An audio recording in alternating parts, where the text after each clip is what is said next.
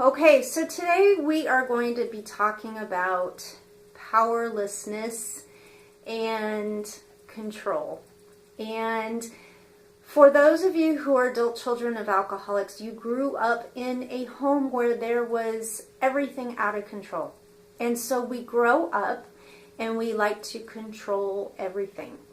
Problem is we have no control over anything but ourselves, and so we lose control by trying to be controlling.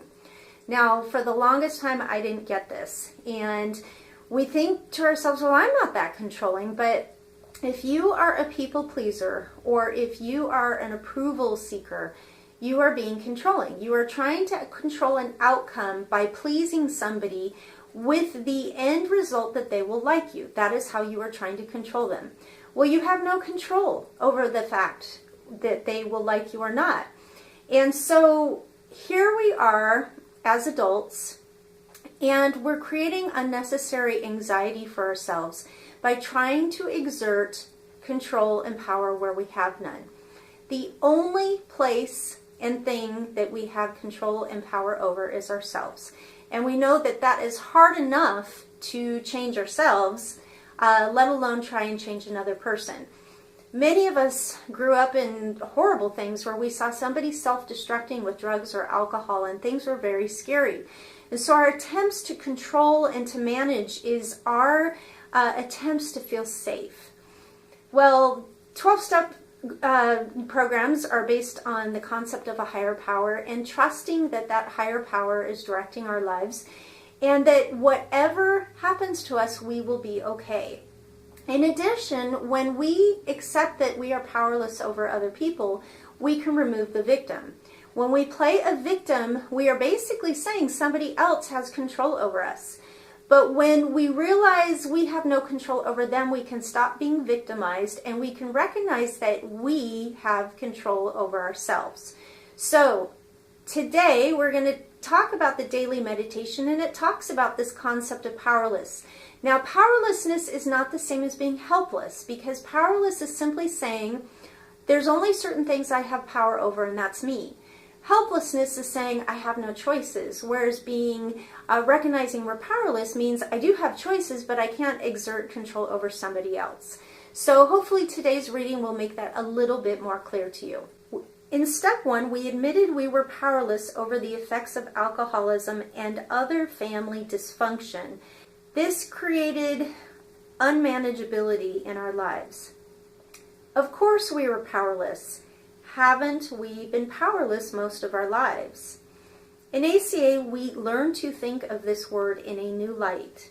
When we hang around meetings long enough to listen, we find that our very power comes from surrender. The first step tells us that we had actually been giving away our power at the exact time we sought to keep it. As we learn to healthfully surrender by walking away and letting go, we begin experiencing a new freedom and serenity.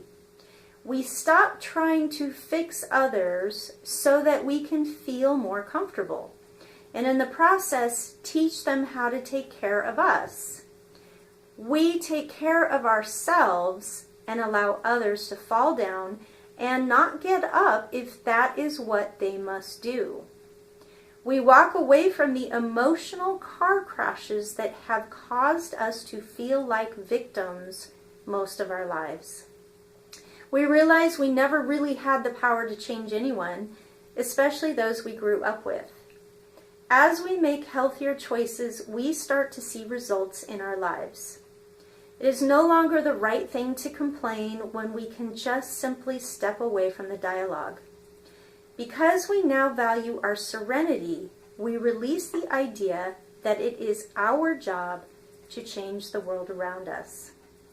On this day, I see wonderful things happening in my life as I loosen my grip and let go.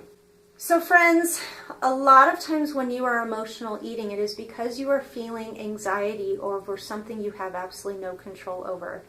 You have no control over whether or not your boss is mad at you, or whether or not your friends are gossiping over you, or whether or not somebody leaves you. You have no control over that. The only thing you have control over is your own response. And if you trust yourself to take care of yourself with the help of your higher power, you're going to be okay no matter what happens. So anxiety eating is just our attempt to not feel that anxiety. And yet there is another way.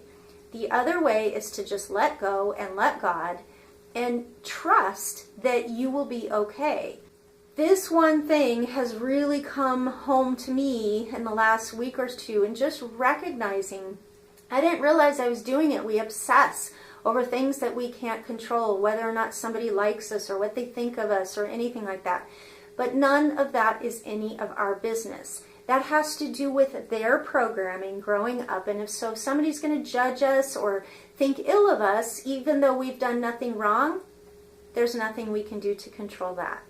So this gives you serenity. Step one, realizing that we are powerless over these things. And in recognizing what we are powerless over, then we can recognize where our true power lies.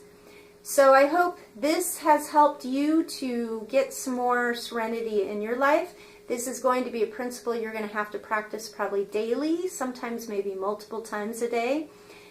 And I hope you're keeping up with your daily meditations of self-care and listening to those daily meditations to be able to reprogram those old toxic messages that you received. One day at a time, turning it over, gaining your serenity. That's what I hope for you. It may not happen overnight, but it will happen.